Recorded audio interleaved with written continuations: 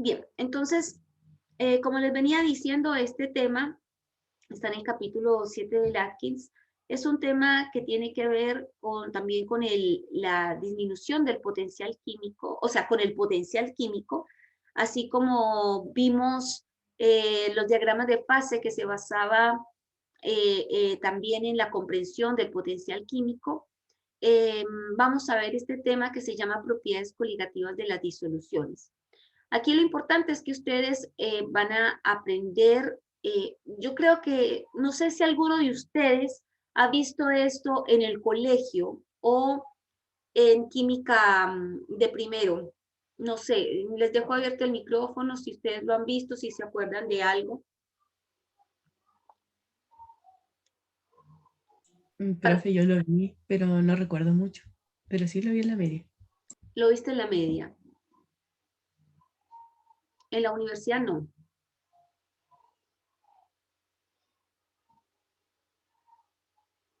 ¿no? No, profe, parece que no. Ya. ¿Y te acuerdas algo de cualquier cosa que te acuerdes? No, profe. Ya, ¿alguien más? ¿Alguien más aparte de Fernanda? ¿Lo ha visto? ¿Se acuerda? Es para yo tantear como el nivel porque a veces uno lo ve, pero no se acuerda. Yo igual lo vi, profe, pero tampoco me acuerdo. Tampoco te acuerdas. O sea, yo les pregunto porque si no se acuerdan, yo sé que cuando uno empieza a conversárselos, entonces ahí se va acordando. Entonces, por eso es que les pregunto. Bien, entonces, hasta ahora nosotros hemos visto el potencial químico, no tuve mucha química en el colegio, no, y Solange, y ahora los chicos que están saliendo tienen menos química, así que vamos a estar más complicados para las clases, o sea, las clases las vamos a tener que rediseñar para esta generación nueva, ¿no? ¿Cómo las vamos a enseñar? Es un desafío, que tienen menos química, menos bases de química. Bien, chicos, entonces, con respecto a este tema que se llama propiedades coligativas de las disoluciones, eh, vamos a recordar, si cabe la pena decir recordar, porque creo que sí, porque ustedes deben haber visto esto en la química general. Ya, espero. Cualquier pregunta, duda, me pueden decir. Interrumpir, levantar la mano. Ya. Bien, entonces, una disolución nosotros la consideramos como una mezcla homogénea de especies químicas, ya que están dispersas a nivel molecular. Una solución es una fase simple y puede ser gaseosa, sólida o líquida. ¿Ya? Entonces, eso ustedes lo manejan. Ahora, nosotros sabemos que las disoluciones pueden ser binarias, ternarias o multicomponentes. Eso significa una solución binaria es la que tiene dos compuestos, una solución ternaria es la que tiene tres y multicomponente es la que tiene varios componentes. Por sencillez, nosotros vamos a trabajar con estas soluciones binarias, estas que conocemos como soluto solvente. Y son las que en un laboratorio generalmente nosotros hacemos, no sé, una disolución de NaOH, ¿cierto? Tenemos el solvente agua y disolvemos NaOH, ¿sí? O sea, así como para empezar tenemos disoluciones sencillas, binarias. El componente que está en mayor cantidad, recuerden que a ese le llamamos solvente. Y el componente que está en menor cantidad, a ese lo llamamos soluto. ¿Sí? Eso es, yo sé que ustedes lo saben. Bien, hay otro concepto que así como nosotros vimos gases ideales, en las disoluciones también tenemos disoluciones que se comportan de manera ideal. ¿Ya?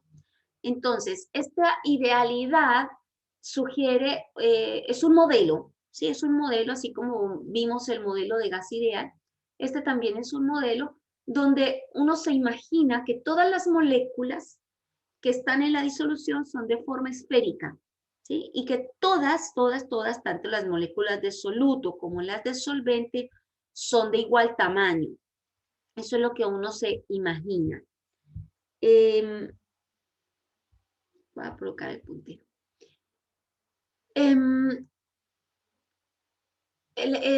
Uno sabe que en la realidad, ¿cierto? No es así, no es que todas las moléculas tengan forma esférica y que todas, tanto las del soluto como las del solvente, son de igual tamaño. Sabemos que no es así, pero hay disoluciones, ¿sí? Que se comportan de manera ideal porque el soluto y el solvente son parecidos molecularmente. Entonces, hay disoluciones que sí efectivamente se comportan de manera ideal. ¿Ya? Bueno, la otra es que su reparto en el seno de la disolución es al azar, ¿sí? No es ordenado de alguna forma, sino que es completamente al azar. Y lo otro es que una molécula, cuando nosotros reemplazamos una molécula de un componente por otro, por ejemplo, sacamos una molécula de soluto y en lugar de la molécula de soluto ponemos una molécula de solvente. ¿Ya? Algo así, imaginémonos. Al hacer ese tipo de reemplazo, la energía o la variación de energía de la disolución no cambia. Y es porque las moléculas se consideran que tanto las del soluto y las del solvente son parecidas entre sí. Y algo importante aquí, que las interacciones son idénticas para las moléculas que participan en la disolución. Por ejemplo, si yo tengo interacción, mi solvente A, ¿sí? Este tiene interacciones con moléculas de tipo A, ¿sí? Esto no son flechas, son interacciones. Son interacciones, ¿no? Entonces, esa interacción, bueno, si yo tengo el soluto, entonces A, solvente, B, soluto, también tiene interacciones con B. Y el soluto, si es que se logra chocar con una molécula de soluto, entonces también forma interacciones. Se supone que en una disolución ideal, todas estas interacciones son iguales, ¿sí? No hay como una diferencia en ese tipo de interacción. Por lo tanto, si tú reemplazas una molécula de A por B, ¿sí? No, es como si no pasara nada, porque ustedes saben que las interacciones son las que me dan cuenta a mí finalmente de la energía del sistema. Y lo otro es que cumplen con la ley de Raoult. ¿Ya? Entonces, estas son las consideraciones las consideraciones para el modelo de una disolución ideal. ¿Qué es la ley de Raoult? Bueno, la ley de Raoult es una ley que se obtuvo experimentalmente. Creo que ustedes la conocen. No sé si me podrían decir si se acuerdan de ella.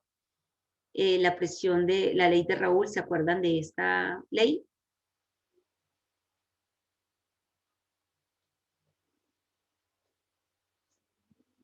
No, profe. No se acuerdan. De presiones parciales. Sí, tiene que ver con las presiones parciales también. A ver, ¿qué encontró Raoult? Raoult encontró, a ver, escena 1, como diríamos por acá. Escena 1, solvente puro. ¿Sí? Mi escena 1, mi estado 1. ¿Ya? Escena 2,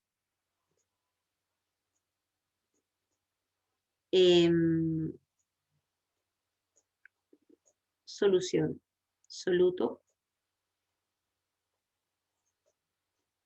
más solvente. Perdón, solvente más soluto. ¿Ya? Ese es mi estado 2, mi estado final, ya cuando le agregué el soluto.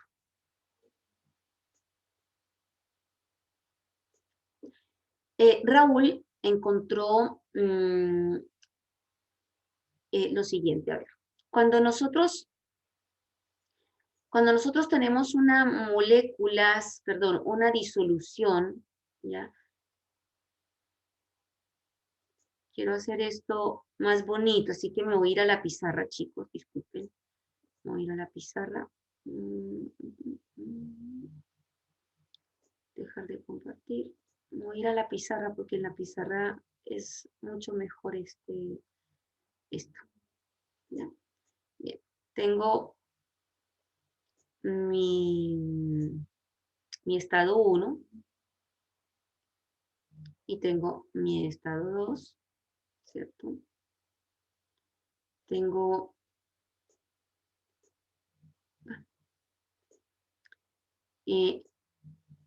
aquí agregamos el soluto.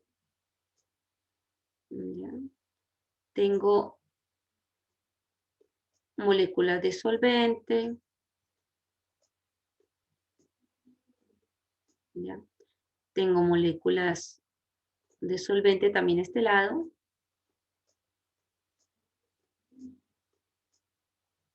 ¿Ya?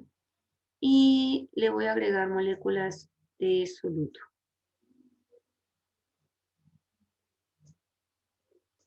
¿Ya? Una que otra. Ok. Digamos que esta es una disolución líquida. ¿Sí? Tenemos una disolución líquida. Me equivoqué de color. Entonces, si tenemos una disolución líquida, tenemos aquí la superficie del líquido, ¿no? Bien. Resulta que todas las sustancias, ¿sí? Como lo vimos en Clausius Clapeyron, ¿cierto? Tienen también una presión de vapor, ¿ya? Entonces, de acuerdo al potencial químico, ¿sí? Recordemos que estas moléculas tienden a escaparse porque tienen un potencial químico determinado, ¿ya? Entonces vamos a escribir aquí potencial químico de A, ¿ya? Es decir, potencial químico del solvente. Y a este le vamos a poner un cerito arriba, porque es el potencial químico del solvente puro. Ustedes anotan allí que mu A super cero, ¿sí? Que ya lo habíamos visto en algún momento, es el potencial químico del solvente puro. ¿Ya? Entonces, ese potencial químico, estas moléculas que están en el líquido tienen una tendencia a irse a la fase gas, ¿sí? Entonces, estas moléculas que están encima generan entonces una presión de vapor. ¿Ya? Entonces, ¿qué es la presión de vapor que ejercen estas moléculas sobre la superficie del líquido? Bueno, entonces vamos a llamar a esta presión de vapor, la presión de vapor del solvente puro. Entonces le vamos a colocar un cerito arriba. ¿Okay? Bien, resulta que agregamos soluto. ¿Ya? Si agregamos soluto, sucede algo interesante. ¿Qué puede suceder? Alguien que me pueda decir qué puede suceder con el soluto, con el potencial químico cuando yo agrego soluto. ¿Qué podrá suceder? ¿Qué esperamos que suceda con el soluto?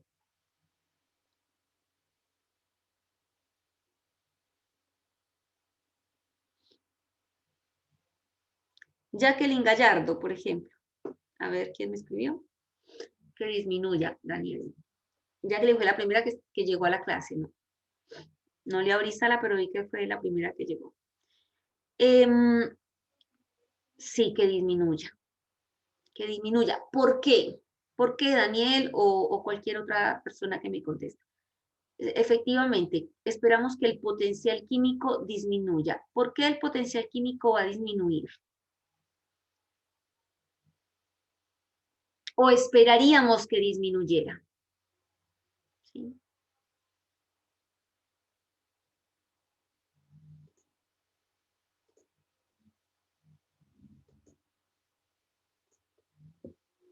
¿Qué pasa con el soluto y el solvente? ¿Qué forman ellos? Porque se pierde potencial en la interacción con otros. Sí, se dice más exactamente es, si las interacciones soluto, solvente son favorables, ¿sí? Entonces las moléculas del solvente ya no van a querer escaparse, ¿sí? Sino que van a querer interactuar con las moléculas del soluto. ¿Ya? Entonces, por eso, si las interacciones del soluto solvente son favorables, el potencial químico del solvente va a disminuir en la solución. ¿Sí? O sea, al agregar el soluto, el potencial químico del solvente disminuye. ¿Sí? Entonces, si nosotros acá dibujamos tres moléculas de solvente gaseoso, entonces aquí en lugar de dibujar 3, dibujamos 2 nomás. ¿Ya? Entonces, imaginémonos, ojo con esto, ojo. Imaginémonos, chicos, que el soluto también es volátil. ¿Ya? Y ejerce una presión aquí, poquita, pero ejerce una presión. Entonces, esta parte de arriba, ¿ya? Es un gas, ¿sí? Entonces, esta sustancia, el solvente, las moléculas de solvente que están en fase gaseosa, ejercen una presión de vapor. Pero ya no es una presión de vapor del solvente puro, sino que es una presión de vapor del solvente con el soluto. ¿Ya? Entonces es PA. Y el potencial químico de esta disolución, perdón, el potencial químico del solvente en la disolución lo llamamos potencial químico de A. También vamos a tener un potencial químico de B. ¿Sí? Recuerden que de acuerdo a lo que vimos en potencial químico, este MUA sería potencial químico del solvente puro, ¿ya? Más RT logaritmo natural de la fracción molar de A. Entonces, esto también, de acuerdo a lo que vimos en potencial químico, el delta de potencial químico, ¿cierto? Si MUA menos MUA 0, ¿cierto? Que es potencial químico del solvente en la disolución, ¿sí? Este es potencial químico del solvente en la disolución, menos este potencial químico de sustancia pura, esto me forma el delta mu, ¿cierto? ¿Esto a qué sería igual? A RT logaritmo natural de la fracción molar de A. ¿Ya? Entonces, esta sería la diferencia entre el potencial químico del solvente puro y el potencial químico con el soluto. ¿Ya? Entonces, fíjense que aquí está la fracción molar. Todo depende entonces de la cantidad de soluto y de solvente que hay en el líquido, ¿sí? Acá, el potencial químico entonces va a depender y va a variar de acuerdo a la fracción molar, ¿ok? Ahora, ¿qué encontró Raúl? Raúl encontró, esto yo todo lo tengo en diapositiva, pero creo que si lo dibujo se puede comprender mejor. A ver, ¿qué encontró Raúl? Él encontró que cuando graficaba la presión, ¿cierto? Del solvente, por ejemplo, versus la fracción molar, a ver Si aquí es fracción molar del soluto, grafiquemos el soluto. ¿Ya? La fracción molar del soluto. Quiere decir, podemos graficarlo así, no podemos graficarlo de otra forma también. Que cuando, digamos que aquí la fracción molar, esto va de 0, ¿cierto? A 1, ¿cierto? Porque las fracciones molares van en ese rango. Es como un porcentaje de 0 a 100, la fracción molar es de 0 a 1. Ok, entonces, ¿qué encontró él? ¿Qué significa el 0? Chicos, ¿qué significa el 0? Jacqueline, ahorita le pregunto, pero no alcanzo a responder. ¿Qué significa aquí este 0, en el origen? ¿Qué tengo en 0?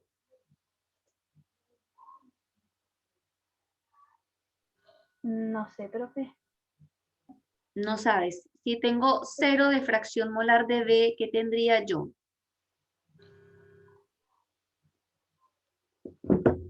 Alguien que le ayude. Ya, Josefa.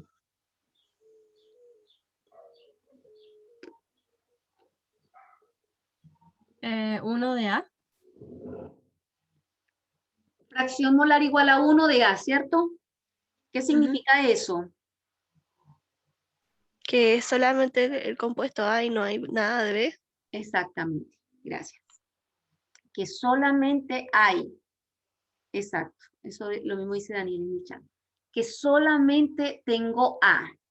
Ok, Jacqueline. Solamente tengo A. Aquí en este punto, yo solamente tengo solvente. ¿Por qué? Porque dice que la fracción molar de B es 0. ¿Ya? Esto ya lo habíamos visto por ahí. Ahora, si solamente tengo fracción molar si solamente tengo A, entonces yo puedo graficar o puedo decir que en este punto, voy a poner un punto, y tomo la presión. Entonces estoy como tomando esta presión, esta. Entonces, este punto de aquí correspondería a la presión del solvente. Oh, se me quedó muy grande ese 0 puro. Justo este punto de acá. ¿Qué encontró Raúl? Que a medida que se le agregaba fracción molar de B, o sea, que a medida que le agregábamos soluto, la presión de vapor de A disminuía en línea recta. O sea, era directamente proporcional a la fracción molar. ¿Sí? Entonces, nosotros sabemos que si graficamos aquí la fracción molar de B en esta dirección, ¿cierto? En esta dirección tenemos fracción molar de A, ¿cierto? Entonces, y aquí tendríamos A1 y aquí A0. Aquí no habría nada de A en este punto. Entonces, aquí todo sería 0. Entonces, ¿qué encontró? Que este comportamiento cumplía de que la presión parcial de A era igual a la presión de A del compuesto puro por la fracción molar de B. De A, perdón, de A. Todo en términos de A. ¿Sí?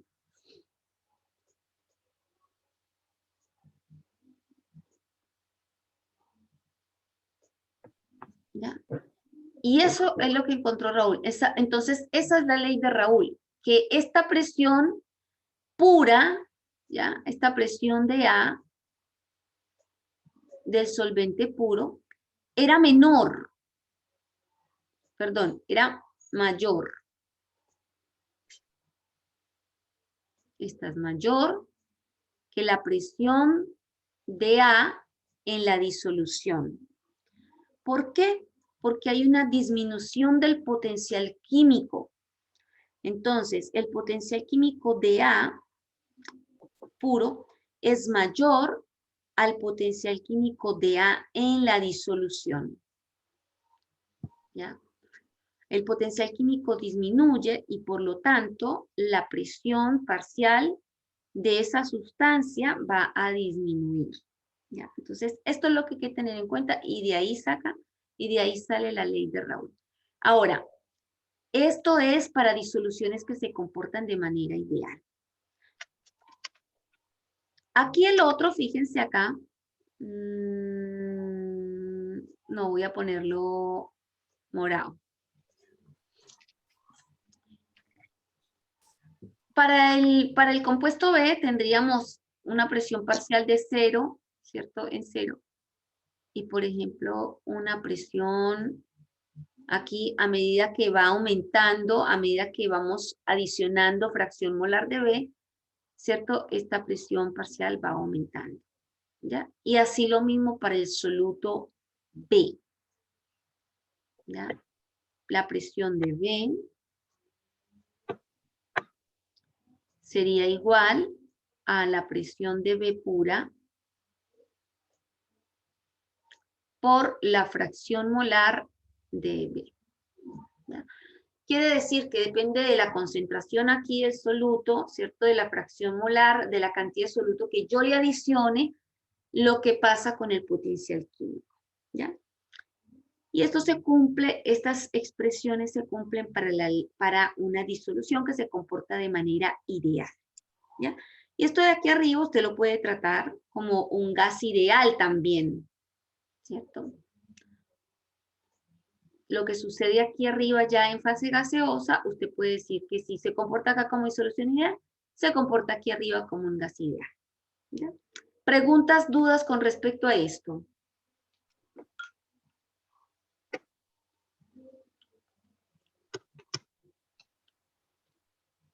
Bueno, si no hay dudas, esta es la base para lo que vamos a ver. Ahora, ¿qué vamos a ver nosotros? Todas las propiedades físicas de las disoluciones que se derivan de la disminución de este potencial químico por causa de agregar soluto, ¿ya? Son 4 propiedades coligativas. Solamente que aquí no vamos a considerar solutos que participen en el gas, en la parte de gaseosa. ¿Por qué? Vamos a considerar solutos no volátiles para que el modelo sea más sencillo, ¿sí? Solutos no volátiles. O sea, si hay un soluto volátil también se va a cumplir, ¿ya? Pero para que podamos calcular las cosas y de manera un poco más sencilla, vamos a usar este modelo donde el soluto no es volátil, ¿ya? O, mejor dicho, comparado con la volatilidad del solvente, la volatilidad del soluto es tan pequeña que se desprecia, ¿sí?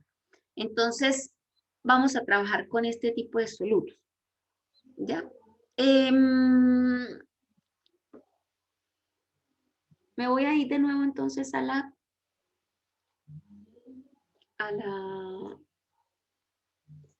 clase, al PowerPoint, ¿ya? Entonces, esta sería la ley de Raoult, ¿ya? Donde PA es la presión de vapor del componente A, ¿sí? Que vendría siendo como mi solvente, en el caso tal de que yo llame al solvente A y al soluto B, pero sería la presión de vapor del componente A. Esta sería la fracción de este componente, la fracción molar, y esta sería la presión del compuesto puro, ¿ya? De la presión de vapor del solvente o del compuesto A puro. Y esta es la ley de Raoult. Entonces, la ley de Raoult, como dice acá, para una disolución ideal de un soluto en un líquido volátil, la presión de vapor ejercida por el líquido es proporcional a su fracción molar en la disolución, ¿sí? Es directamente proporcional a su fracción molar en la disolución. Y esto es lo que yo les grafiqué en la pizarra, ¿cierto? Aquí yo voy a tener, por ejemplo, voy a graficar la presión de vapor del solvente, ¿sí? Y aquí aquí lo hice al revés, ¿no? Aquí coloqué fracción molar del disolvente, ¿se fijan? Entonces, el gráfico cambia dependiendo de qué tipo de, con qué con respecto a tú que grafiques. Por ejemplo, aquí está que la fracción del disolvente aumenta así y la fracción molar del soluto disminuye en esta dirección, aumenta en esta dirección. ¿Ya? Entonces, ahí tenemos la ley de Raoul graficada. Es importante que ustedes comprendan este gráfico. ¿Ya? Bien, entonces las propiedades coligativas son aquellas propiedades físicas de las disoluciones que dependen más bien de la cantidad de soluto que de su naturaleza. ¿Ya? Es decir, no importa prácticamente qué tipo de soluto es, sino que la cantidad de soluto es la que me define.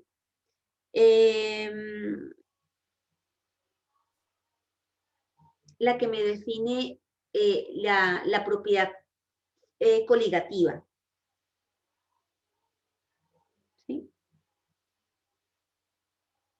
Bien, entonces, en esta, como les escribo ahí,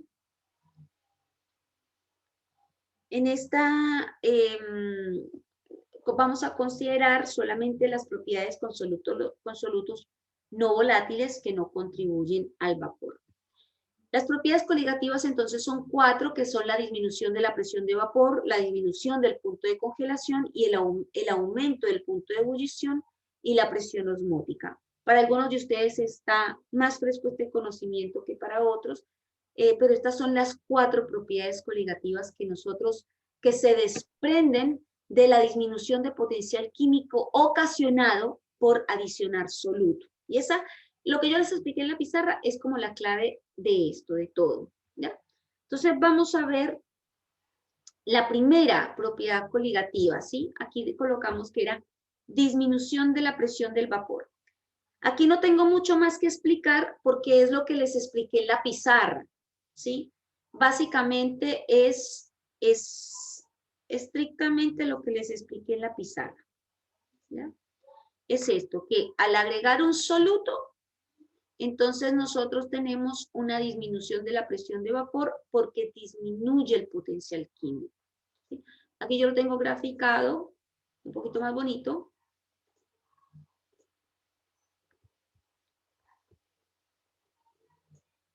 Ahí, ¿ya?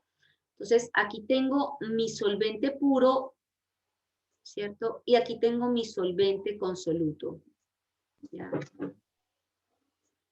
Bien, entonces, tengo la expresión para el potencial químico que se las mencioné, ¿cierto? Donde el potencial químico de A, que es el solvente, ¿cierto? En el líquido, ¿no? Es igual al potencial químico del solvente puro, ¿cierto? Más RT logaritmo natural de la fracción molar de A, que eso era lo que nosotros habíamos visto como potencial químico, ¿sí? Es decir, que lo que les escribí en la pizarra, que el delta de potencial químico iba a ser igual a RT logaritmo natural de la fracción molar de A. ¿Bien? En esta cantidad, dependiendo de la fracción molar, era que disminuía el potencial químico. ¿Ya? Entonces, las propiedades coligativas surgen de la reducción del potencial químico de un solvente por la presencia del soluto. ¿Ya? Recordemos que el potencial químico es la fracción molar, perdón, la energía libre de Gibbs molar. ¿Cierto? Esto es como recordatorio. Bien, entonces, la disminución de la presión de vapor se expresa con la ley de Raoul, ¿sí? ¿Por qué? Porque ustedes saben que, como lo vimos en la pizarra, la presión de vapor del componente puro, del solvente puro, es mayor que la presión de vapor del solvente en la disolución, que disminuye. ¿Y en cuánto disminuye? Dependiendo de la fracción molar, ¿sí? Y que esto se me transforma, o sea, que el comportamiento de esto es lineal, es directamente proporcional. O sea, la presión va disminuyendo a medida que yo le vaya agregando soluto, ¿ya? Y esa es la primera propiedad coligativa. Entonces, cualquier ejercicio de propiedad coligativa que tenga que ver con esta primera propiedad que vemos acá, se usa la ley de Raoul para poder resolver estos ejercicios. Ahora, con respecto a este recuadro que está acá,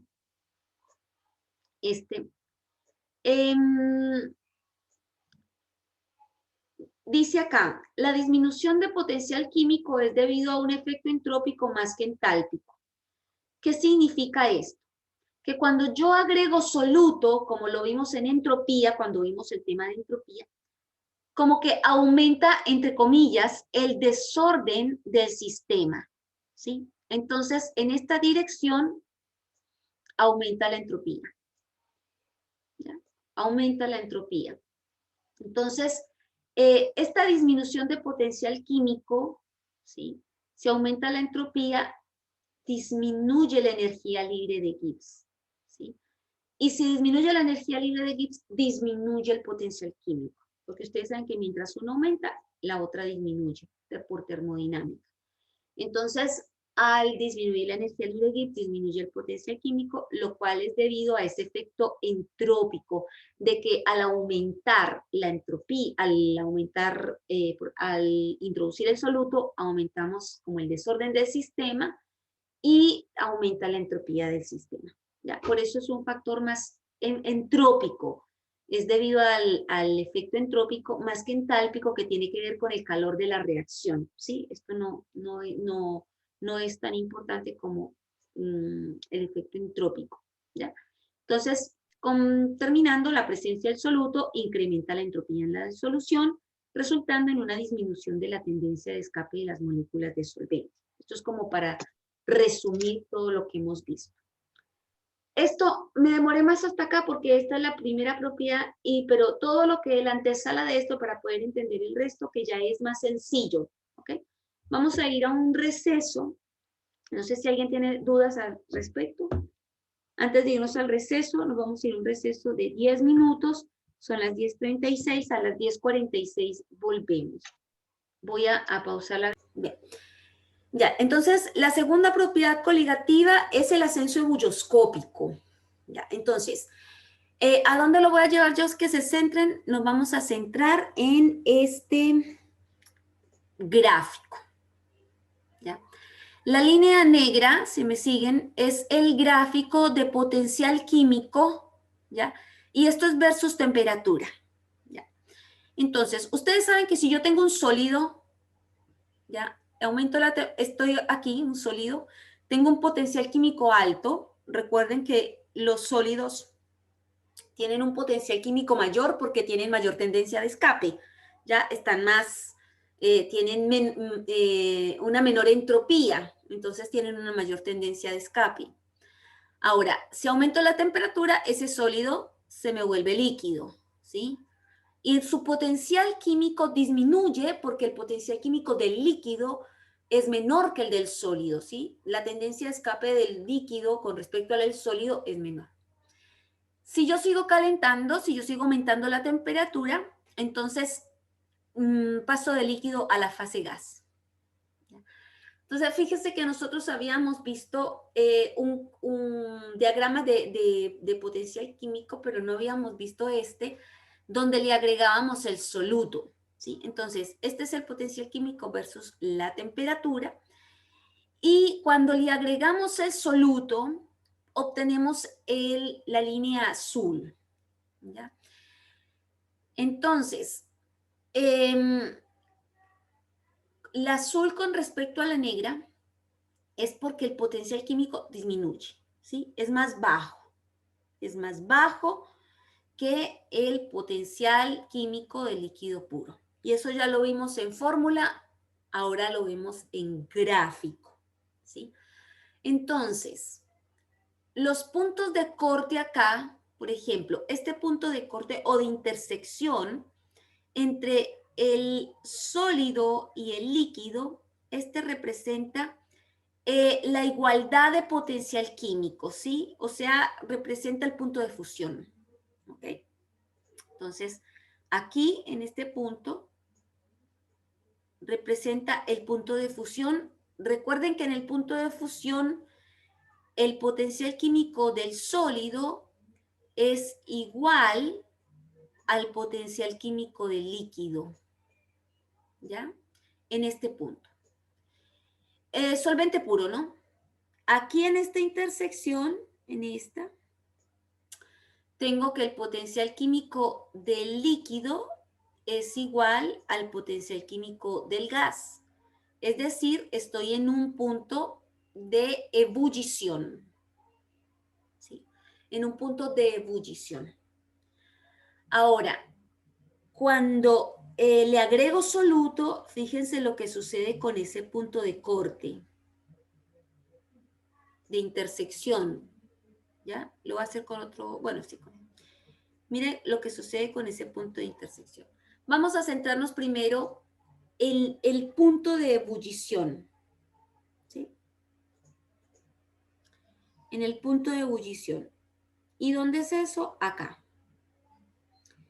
Este punto de intersección corresponde a la temperatura de ebullición del solvente puro, ¿sí? Porque es la intersección de la línea negra. Entonces corresponde a la temperatura de ebullición del solvente puro. Pero en la línea azul, esa intersección es a una temperatura superior, ¿sí? Lo que ocasiona un aumento de la temperatura de ebullición cuando yo le agrego el soluto, ¿ya? Y eso es lo que se llama ascenso ebulloscópico o aumento del punto de ebullición. Es como cuando usted se mete a la cocina y va a hacer pasta, ¿ya? Usted va, no sé cómo ustedes hacen la pasta, le voy a preguntar a un hombre aquí a ver si ha hecho pasta. Raúl Gacitúa, ¿tú has hecho pasta alguna vez en tu vida? Sí, he hecho pasta, pero como que la improviso mucho, me queda ahí, mero mero. Cuenta, cómo la hace? Eh, Nada, coloco el agua a hervir y después primero dejo freír un poco los fideos y después le echo el agua y ahí después la dejo un rato Ah, y voy viendo y cuando le echas sal. cuando está con el agua. Ah, ya, ya. La improviso Bueno, mucho, perdón. sí, es bien diferente porque yo leo las instrucciones de los fideos o de la pasta y dice, ponga el agua a hervir, ¿cierto? No lo había visto eso. Solás también está como yo, los fideos se fríen. Yo no Sí, sabía. es raro, es que es como un sofreír que le hago, por eso es que lo digo, improviso mucho. Le pregunté al que tenía la receta más extraña. Bueno, claro, los fideos generalmente en la pasta no dice que se frían, sino que dice, ponga a hervir el agua y cuando hierva el agua, usted le echa sal al gusto y le echa la pasta, ¿sí? Entonces, lo primero es poner a hervir el agua solita, entonces estamos aquí, ¿ya? Y después de que hierva el agua, ay, por eso no cocina, dice Raúl. Gracias por la receta nueva. No sé cómo le quedarán los videos. Em, pero mira, si nosotros hervimos el agua, primero estamos aquí, a esta temperatura. ¿Sí? Ahí le echamos la sal, pero ya el agua hirvió. ¿Sí? La va a probar hoy, Daniel, la nueva receta. Pero si usted le agrega, usted coloca el agua en la olla y le agrega la sal inmediatamente, sin hervir, usted va a tener que calentar más esa olla de agua con sal para que hierva, ¿sí? Entonces va a tenerla que llevar a una temperatura superior para que hierva el agua. ¿Por qué? Porque el hecho de que usted le agregue soluto al agua, que en este caso es nuestro solvente, aumenta su punto de ebullición. Entonces usted va a gastar más gas, ¿sí? Así que nuestro amigo Raúl gasta más gas que nosotros, o por lo menos que yo. ¿Por qué? Porque él primero echa la pasta y después le echa el agua. Yo me imagino que le echa el agua hirviendo, Raúl, ¿cierto? Sí, sí, lo hiervo antes. Ya. Entonces lo hierven, bueno, entonces no es tan así porque seguramente lo hierven en una tetera o en un hervidor, entonces el agua hirvió sola, ¿sí? Entonces, como el agua hirvió sola, estamos aquí, estamos aquí. Si nosotros ponemos una olla y el agua a hervir ahí y le echamos la sal, entonces le vamos a aumentar el punto de ebullición. Lo mismo es con los porotos, no sé, con las lentejas, que dice primero hiervan los porotos o cocínelos sin sal, ¿cierto? Y después cuando ya estén blandos, uno les echa la sal. Porque si usted le agrega a más cantidad de soluto, más se demora la cocción, ¿sí? Entonces, por eso uno a veces usa ya el agua hervida, el agua con el hervidor, ya usa el agua hervida para echársela a, no sé, a un sofrito, como lo hace Raúl, a una cazuela, ya hace uno primero el sofrito y después le echa el agua hervida, no sé, bueno, al charquicán, no sé cómo, no sé tampoco mucho de platos chilenos, pero eso, entonces, a mayor, cuando nosotros usamos un solvente, cuando nosotros tenemos el solvente puro, en este caso el agua, este va a hervir a una temperatura menor que el solvente cuando le agregamos soluto, ¿ya? ¿Por causa de qué? De que el potencial químico disminuye, ¿sí? Disminuyó. Este es más alto, el del solvente puro, que este potencial químico de la disolución. ¿En cuánto disminuyó? En RT, logaritmo natural de la fracción molar de A, ¿sí? Recuerden, el delta de potencial químico es igual a esto, este delta, ¿ya? Entonces, lo interesante aquí es que tenemos en la ebullición, tenemos este equilibrio, ¿sí? Potencial químico del líquido con el del gas, ¿ya? Y el potencial químico del líquido es igual al potencial químico de la sustancia pura más RT logaritmo natural de la fracción molar de A. Haciendo esta igualdad, se llega por un procedimiento ya de desarrollo de esta fórmula que no vamos a hacer hoy, se llega a esta fórmula. Está en el libro de Atkins, para el que quiera ver la deducción, cómo se llega de aquí hasta acá, ¿ya?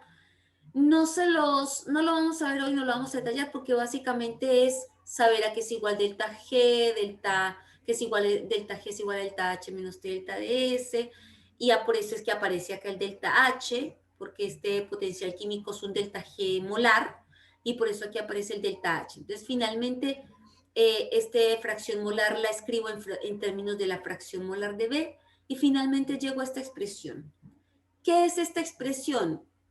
Este delta. ¿Cuál? Este delta. ¿Ya? Este delta es temperatura de ebullición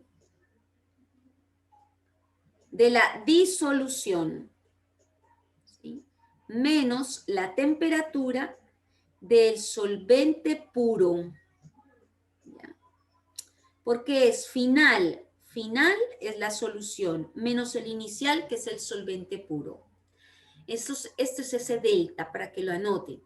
Entonces, se llega a que ese delta es igual a R por T asterisco. ¿Qué es este T asterisco?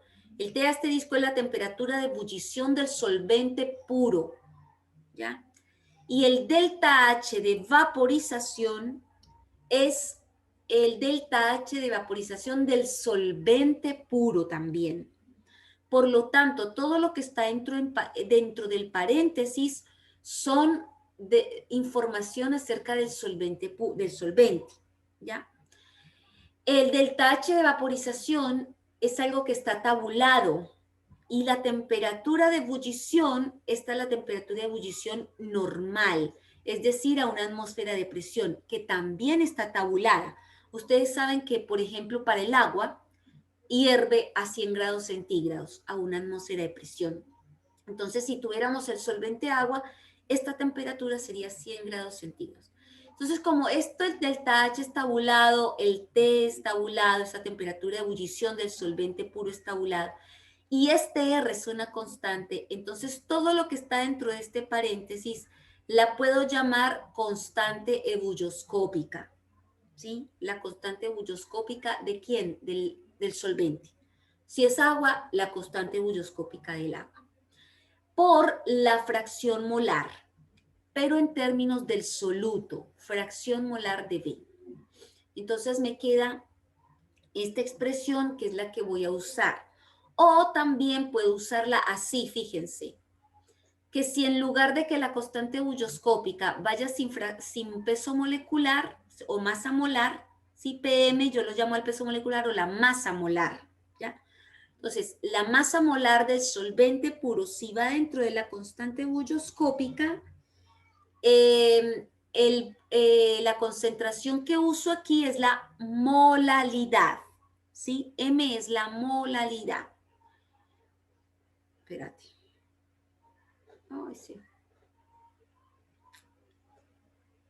No es la masa, es la molalidad.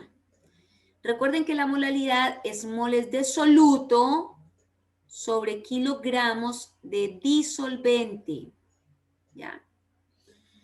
Bien, entonces, PM o M es la masa molar del solvente, R la constante de los gases, T es la temperatura de ebullición del solvente puro y delta H de vaporización es el delta H de vaporización del solvente puro.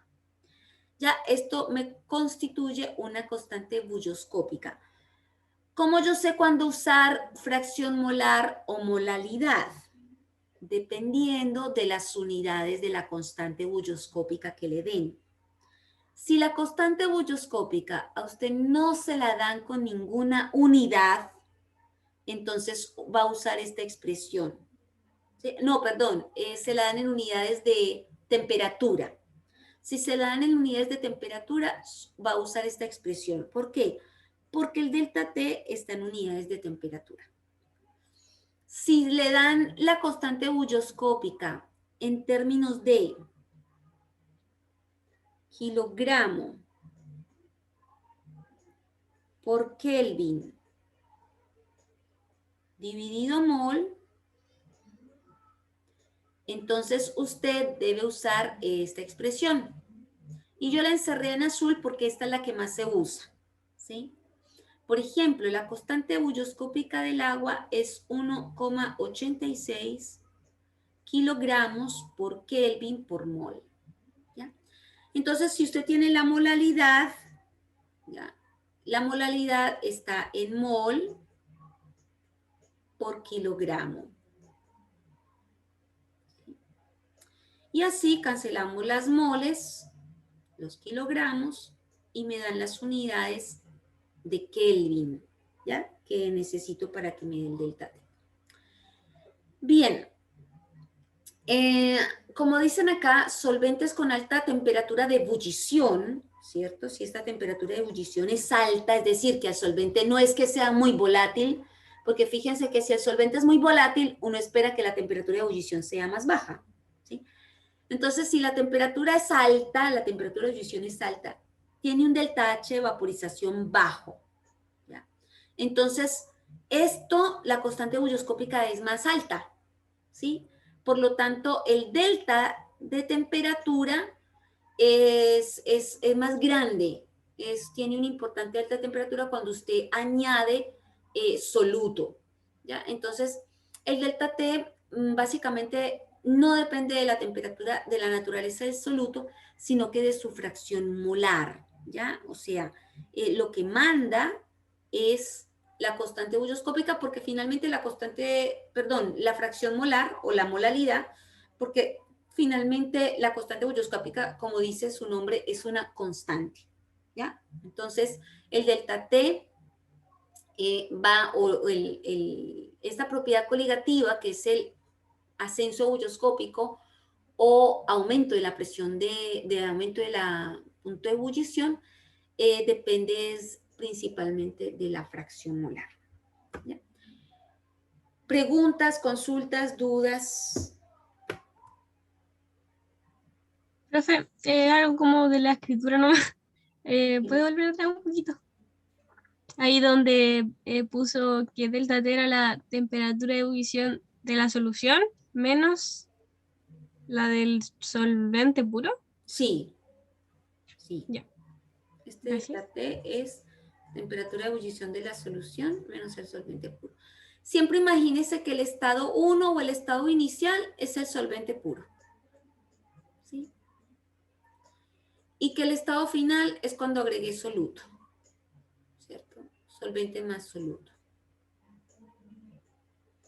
Entonces, si este es mi estado final y este es mi estado inicial, los deltas siempre son final menos inicial.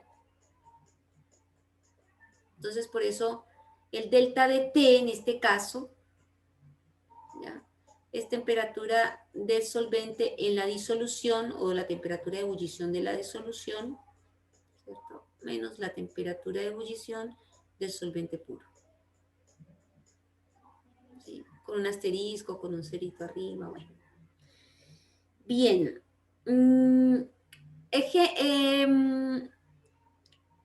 Aplicación, ¿cierto?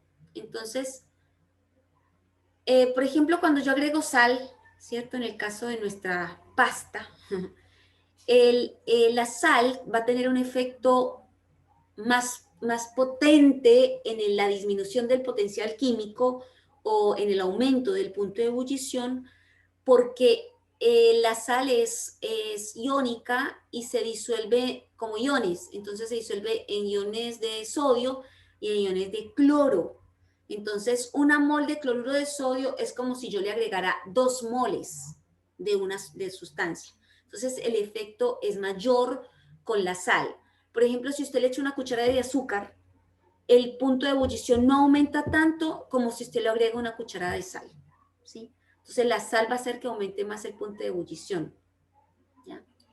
Bueno, aquí para recordar que el punto de ebullición es la temperatura a la cual la presión de vapor de un solvente o solución iguala a la presión externa y comienza a observarse las moléculas de líquido transformarse en gas, ¿sí? Se igualan los potenciales químicos. Entonces, ejemplo, el potencial, la temperatura de ebullición del agua es 100 grados centígrados a una atmósfera de presión, mientras que si ponemos sal o un soluto al agua, va a hervir a más de 100 grados centígrados. Por eso, si usted quiere ahorrar gas, primero ponga a hervir el agua, ¿sí? Y después le agrega los solutos, séanse papas, sal, lo que sea que sean los solutos, usted se lo agrega después de que hierva el agua. O pone el agua hervida sobre ellos, ¿no? Como lo usan muchos platos aquí, creo que se hacen así, ¿no? Bien. El otro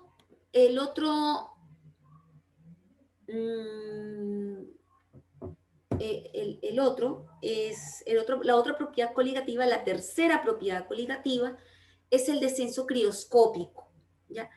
Y el descenso crioscópico ya nos centramos es acá, en esta parte, ¿ya? Donde disminuye la temperatura de fusión, ¿ya? Entonces, miren, aquí el corte de fusión, la intersección, perdón, la temperatura de fusión, que es la temperatura a la cual el potencial químico del líquido se iguala al del sólido, que es en este. Entonces, esta sería la temperatura de fusión del solvente puro.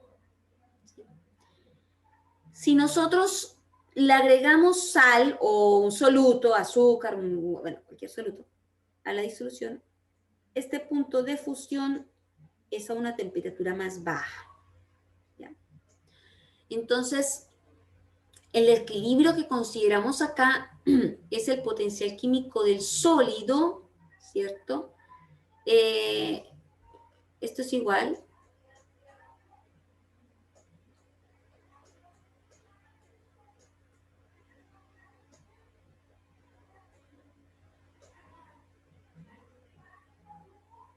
Potencial químico del sólido, potencial químico del líquido, ¿sí?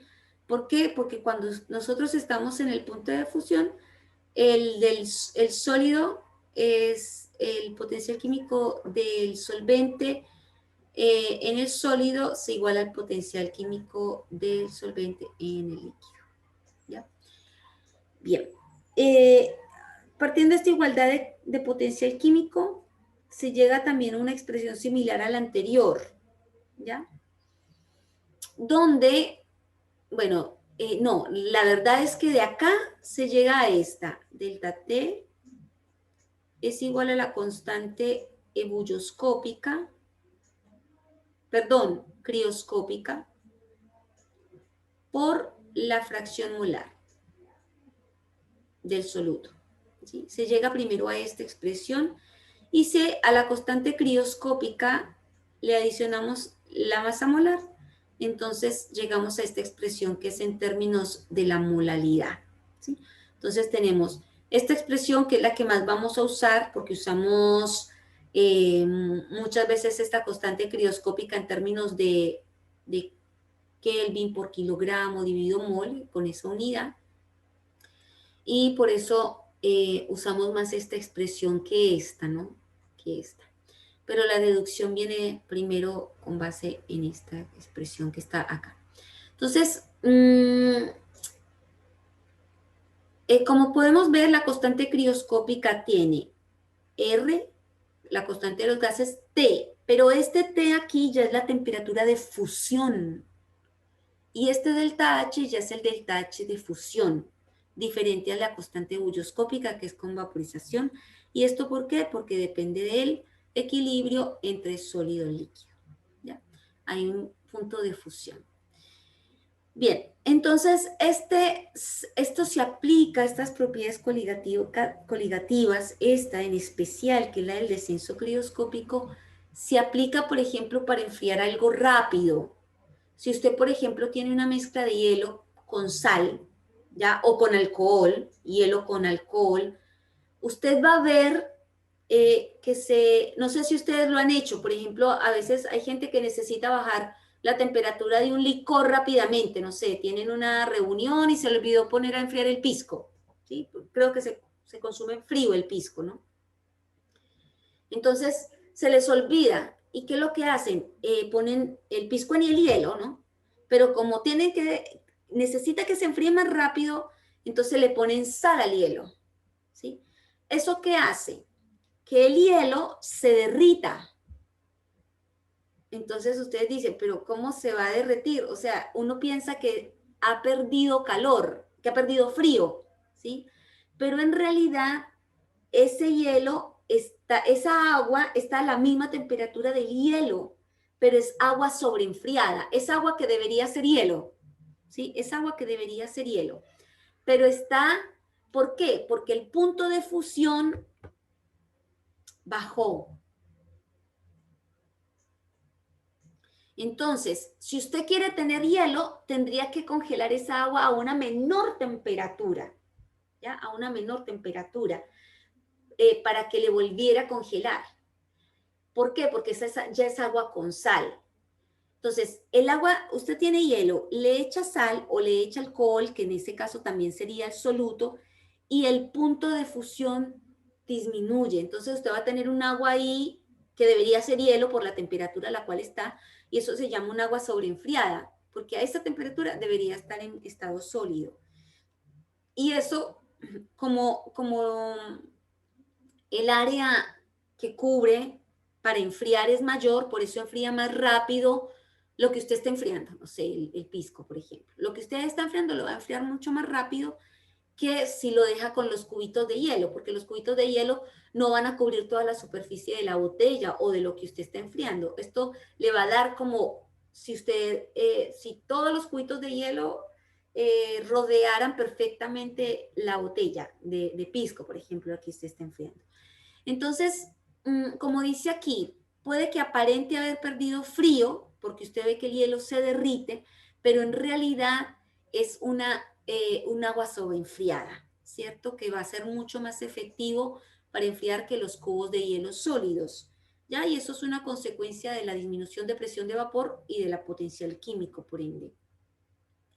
Entonces, el agua se congela a partir de 0 grados centígrados, ¿sí? Pero en una disolución formada por agua y sal se va a congelar a menor temperatura. De ahí que se utilice sal para fundir nieve o hielo. Y esto es muy útil, las propiedades coligativas en ese sentido. Porque, por ejemplo, imagínense un lugar donde, no sé, alguno de ustedes tal vez habrá vivido en un país donde hay menos 20 grados centígrados en el invierno. A menos 20 cae una nevazón. Se cubre todo de hielo, todo de nieve, y no puede uno ni abrir la puerta de la casa, todas las carreteras tapadas en nieve. ¿Qué es lo que hace el gobierno? El gobierno manda unos carros con un montón de sal, ¿sí? Y va tirando sal a la nieve. Entonces, ¿qué es lo que hace? Se derrite la nieve, pero no porque se haya calentado, sino porque está igual de fría, está a los mismos menos 20 grados centígrados, a los mismos, pero como disminuyó el punto de fusión, entonces esa agua ya no está congelada a los menos 20, ¿sí? Va a tocar hacer un poco más de frío para que el agua se congele. Entonces en ese momento está líquida. Ahora, meta usted la mano en esa agua para saber si la pierde. ¿Por qué? Porque está a menos 20 grados centígrados. O sea, como totalmente, ni siquiera podemos decir ni congelada. O sea, es un agua súper sobreenfriada, que debería ser hielo a esa temperatura. No sé si les queda claro, si tienen alguna pregunta.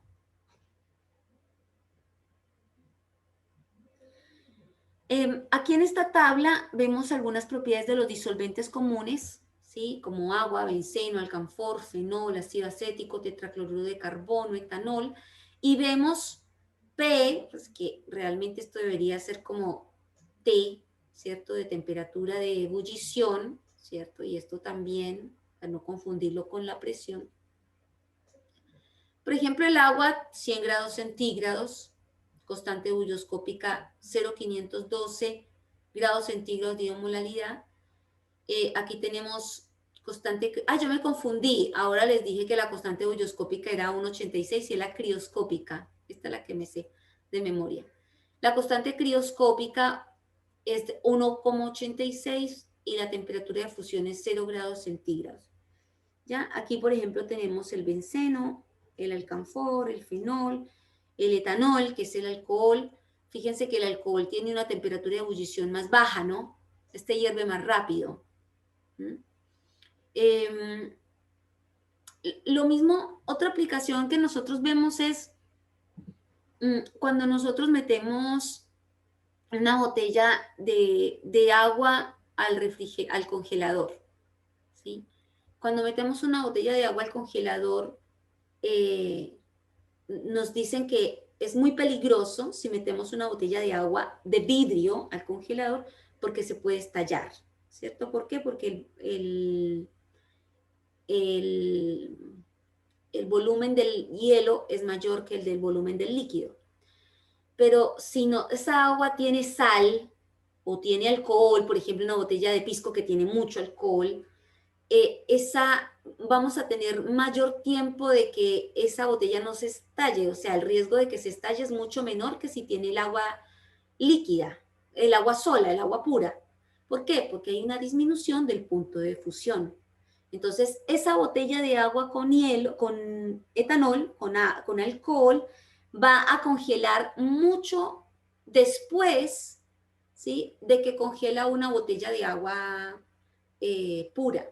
¿Por qué? Porque tiene que disminuir muchísimo más la temperatura para que eso pueda congelar, ¿sí? No sé si tienen alguna pregunta, dudas al respecto del tema. No sé si les quedó claro, vamos a dejar hasta aquí y la última propiedad coligativa la vemos el día de mañana. Y hacemos ejercicios, ¿sí? Para que apliquemos lo que aprendimos hoy. ¿Alguna duda? Voy a parar la grabación.